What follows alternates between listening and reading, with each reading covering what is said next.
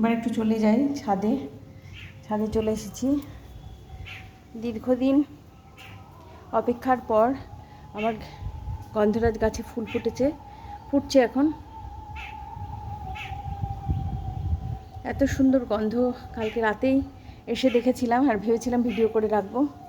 খুব সুন্দর ফুল।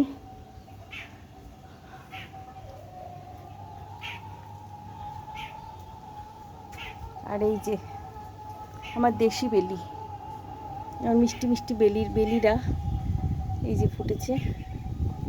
কি সুন্দর লাগছে, রাত্রিবেলা আরও চমৎকার লাগছিল। পুরো ছোট গাছ, কিন্তু গাছটা ভরে ফুল এসেছে। যে বটের পাতা, কচি কচি সবুজ পাতা, কি অপূর্ব লাগছে দেখতে। এই যে গোলাপ গাছটা, দুটো ছোট ছোট ফুল হয়েছে। আর এখানে অ্যাডোনিয়াম রয়েছে। এটা হচ্ছে কারি পাতার ফল। কারি পাতার ফল, এই ফলগুলো পাখিদের খুব প্রিয়। পেকে গেলে খুব মিষ্টি হয় এই যে ফলগুলো।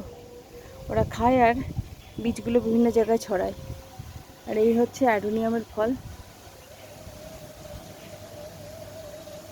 এগুলো পেকে গেলে এগুলো বীজগুলো ছাড়িয়ে ছাড়িয়ে, মরু গোলাপ, বীজগুলো ছাড়িয়ে ছাড়িয়ে এগুলো মাটিতে রোপণ করতে হয়, তাহলে প্রচুর গাছ হয়। এই গাছটা আমার প্রায় 15 বছরকার গাছ, এই জন্য এত ফল হয়।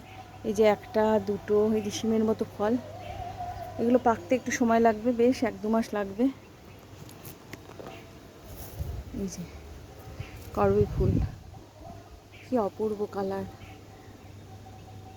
কি অপূর্ব কালার হয়ে আছে।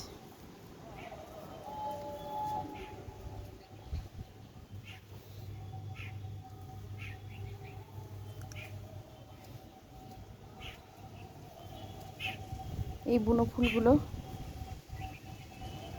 নিজে নিজে হয়ে থাকে। আর এগুলো হলো নয়নতারা।